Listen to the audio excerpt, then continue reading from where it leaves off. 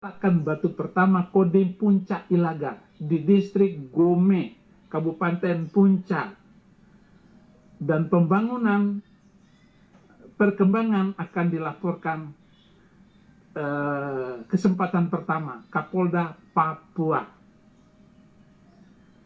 Fakta ketiga, ada suatu kesempatan Bapak Lukas NMB, Gubernur Papua, Pendeta Lipius Binelu, dan Gembala Dr. Yoman berada di ruang VIP Airport Sentani untuk perjalanan dinas ke Pegunungan Papua. Pada saat itu Kapolda Papua Paulus Waterpauw masuk ke ruang VIP membawa map yang berisi proposal permintaan bantuan dana dari Gubernur Papua.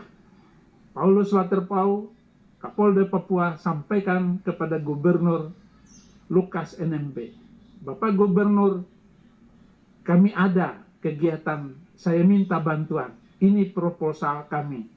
Lukas NMB, Gubernur Papua, menjawab singkat, baik Pak Kapolda, kami akan bantu, nanti cek di kantor. Apakah TNI Polri juga menikmati dana otsus Papua? Data kecil yang saya sampaikan tadi menjadi entry point masuk untuk Lukas NMB, Gubernur Papua, dan para bupati dan wali kota membongkar siapa saja yang menikmati dana-dana otsus selama ini. Dan saya sebagai hamba Tuhan melalui tulisan video singkat ini, para pembaca dapat memahami yang benar tentang siapa saja yang menikmati dana otsus di Papua selama ini. Jadi saudara-saudara, saya tidak masuk di dalam arena politik ataupun membicarakan itu. Tetapi kalau saya harus membela orang-orang Papua yang dihina, diejek, dimutilasi oleh ABRI, dihina oleh Polri, hati saya tidak bisa.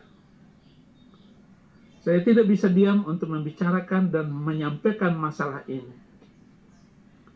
Dan kiranya saudara-saudara mengerti maksud saya.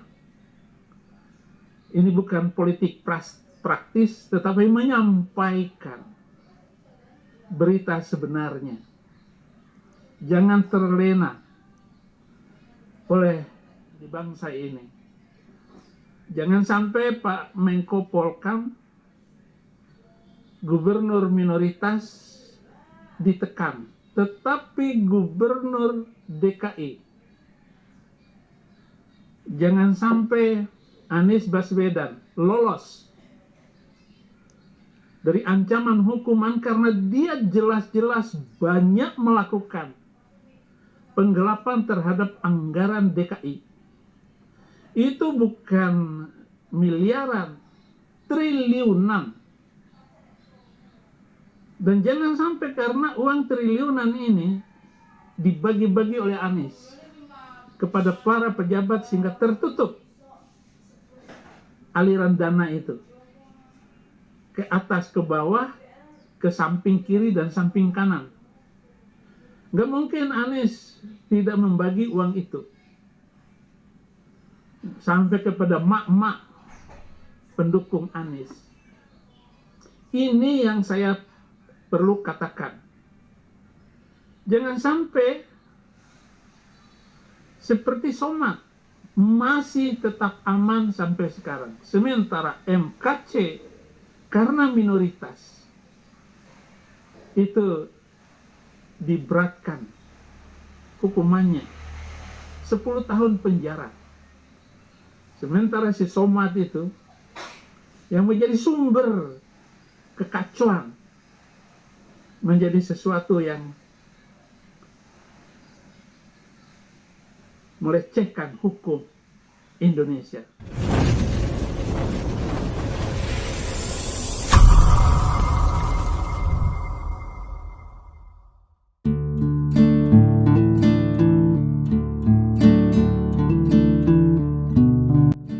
Assalamualaikum warahmatullahi wabarakatuh. Berjumpa kembali di channel Cendekia Muslim. Itu tadi teman-teman kondisi terbaru kejiwaan dari Bahudin ya. Kayaknya orang ini makin lama makin ngelantur gitu. Ngomongnya nggak karu-karuan, arahnya nggak jelas, poinnya juga nggak ada. Jadi mungkin setelah mulutnya itu lelah capek menghujat Islam, kemudian pengkabaran Injil metode dia itu bukannya menjadikan orang tertarik pada agama Kristen, justru sukses memualafkan teman-teman Oten ya. Karena memang ocehan-ocehan Bahudin itu tidak menjadikan orang itu semakin tertarik dengan ajaran agama Kristen, justru yang terjadi sebaliknya. Mereka semakin muak melihat ada seorang yang mengaku sebagai pendeta besar tapi mulutnya sampah semua begitu. Dan setelah lelah menghujat dan gagal menginjil, bahkan dalam tanda kutip sukses menjadikan orang-orang menjadi mu'alaf, akhirnya Bahudin kepingin pindah haluan ya. Kali ini seolah menjadi pakar atau pengamat politik di Indonesia.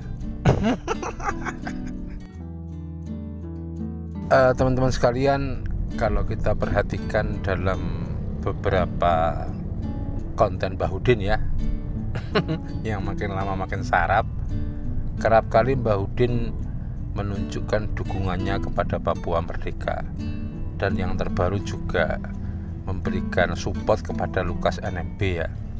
Dianggap bahwa apa yang dituduhkan oleh KPK terkait dengan korupsi itu tidak benar. Itu uangnya Lukas sendiri begitu. Dan kali ini justru menghina TNI dan Polri ya, yang dianggap ikut menikmati dana otsus begitu. Tapi setelah itu larinya ke Anies Baswedan. Setelah Anies Baswedan ke Ustadz Abdus Somad, baru menginjak ke MKC dengan ocehan-ocehan klasik ya, yang udah usang ya. Ketidakadilan, MKC 10 tahun begitu, Ustadz Abdus Somad masih bebas. Ya memang etalase ilmunya, pengetahuannya hanya itu ya, kasetnya ya diulang-ulang begitu. Cuman teman-teman kalau mau memperhatikan atau menganalisa, sebenarnya Bahudin ini kepengen sekali ya jadi seorang buronan politik begitu. Dari yang tadinya DPO dalam kasus penistaan agama, kepengen menggeser seolah-olah menjadi DPO dalam bidang politik begitu. Sayangnya ketika dia berbicara politik, gak ada orang yang respon. Dia kepengennya kan ada yang melaporkan dia soal makar dan lain sebagainya. Tetapi sayangnya gak ada yang respon.